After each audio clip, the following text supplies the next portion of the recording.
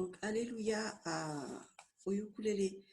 Donc, pour la main droite, on va sans arrêt avoir le même doigté avec le pouce qui va jouer toujours la quatrième corde, l'annulaire, celui qui est à côté du petit, qui va jouer la première corde, le majeur, le plus grand des doigts, sur la deuxième corde, et l'index sur la troisième corde. Donc, chaque doigt, en fait, va être sur une corde différente. Si je les pose tous, ça va donner ça.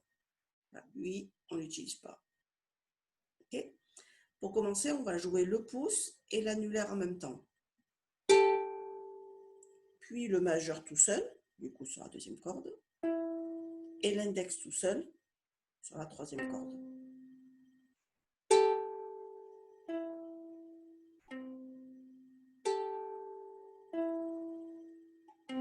Voilà, ça c'est tout le long du morceau pour la main droite. Hein.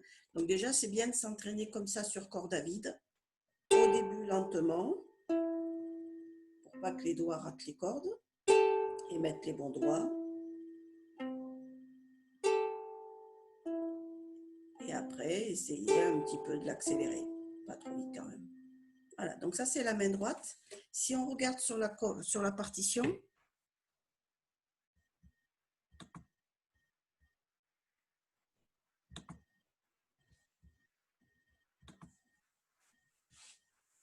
ça correspond donc au pouce. Je vais prendre le crayon pour pouvoir suivre en même temps. Voilà. Le pouce qui est là, qui est sur la note d'en bas. Donc ça, hop, c'est le pouce. Ici, là, le premier qu'on va avoir en 3 qui est sur la première corde, puisque ça, c'est la première corde, hein, la ligne d'en haut.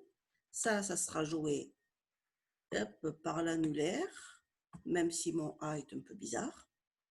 Celle-là de note, le premier 0 qu'on a ici, va être joué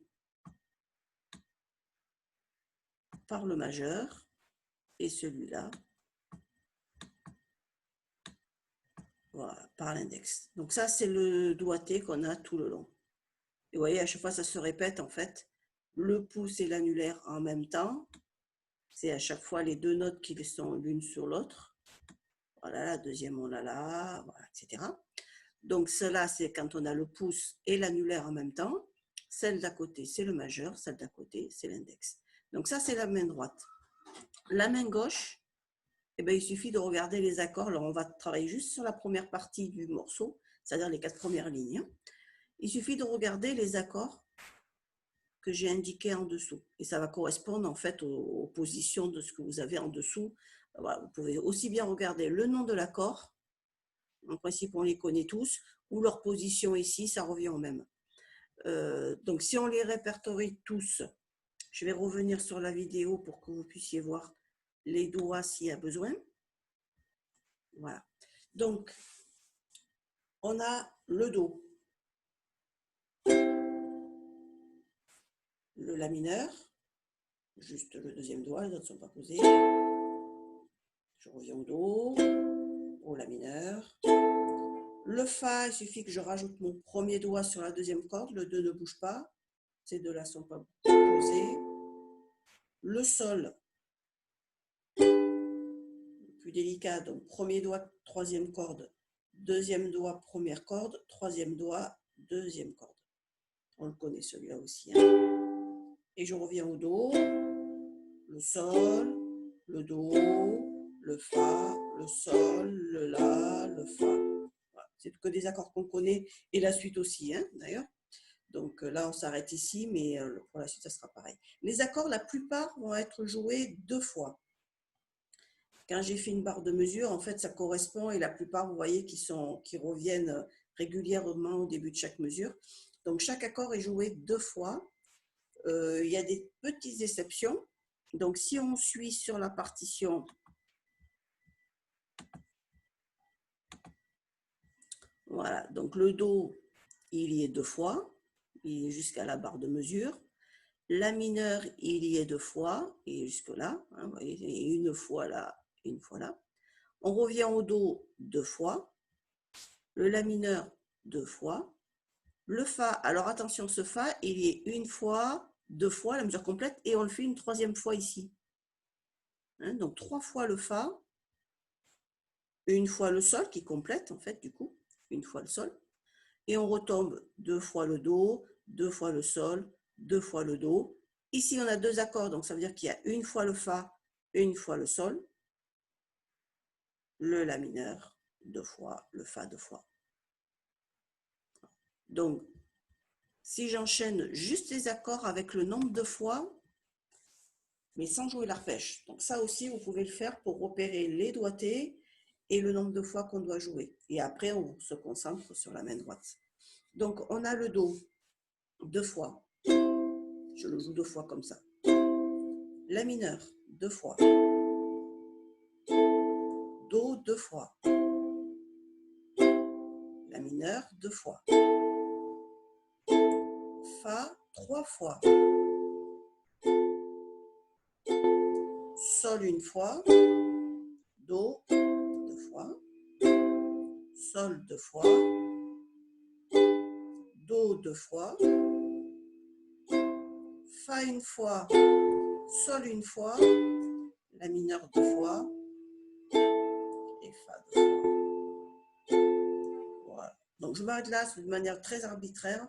Je m'arrête juste parce que ça fait la moitié du morceau. Après, c'est exactement le même système pour la suite.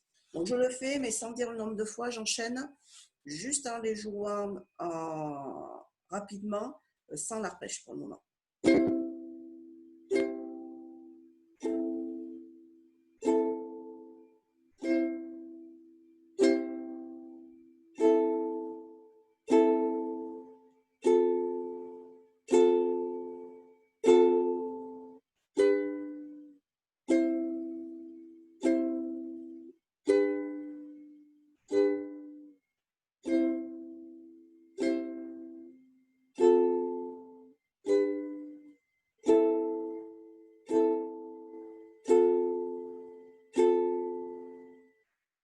Voilà, donc ça c'est l'enchaînement de tous les accords avec vraiment le nombre de fois. Donc déjà faire ça tout seul, hein, donc avec une main droite toute simple, pour repérer les accords et repérer le nombre de fois. Faire l'arpège corde à vide, je le refais une fois, pouce annulaire en même temps sur les cordes 4 et 1. Majeur tout seul sur la 2e corde, index tout seul sur la 3e corde. Donc chaque doigt, si je les pose tous, ils sont chacun sur une corde différente, il y a juste lui qui ne joue pas.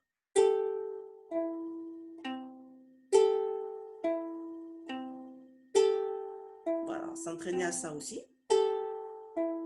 Voilà, donc du coup la main droite, elle prend l'habitude de faire son petit arpège qui n'est pas facile. La main gauche, elle prend l'habitude de faire les accords. Eux, ils sont assez simples, il y a un petit passage un peu délicat à la 4e ligne, quand il n'y a qu'une fois le Fa, qu'une fois le Sol, la mineure.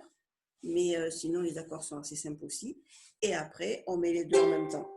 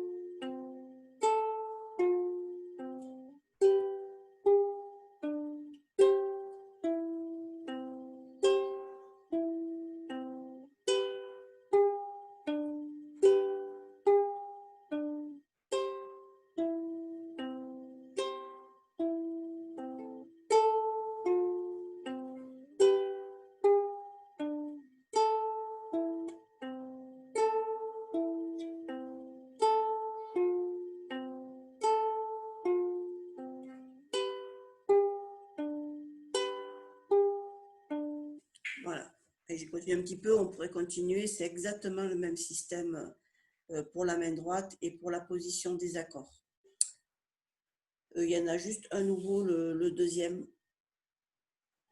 Quand si j'enchaîne, voilà, on est ici et le suivant, il passe là avec premier doigt sur la 2e case, 2e doigt sur la 3e case et 3e doigt sur la 4e case. Voilà, il y a juste celui-là qui va changer.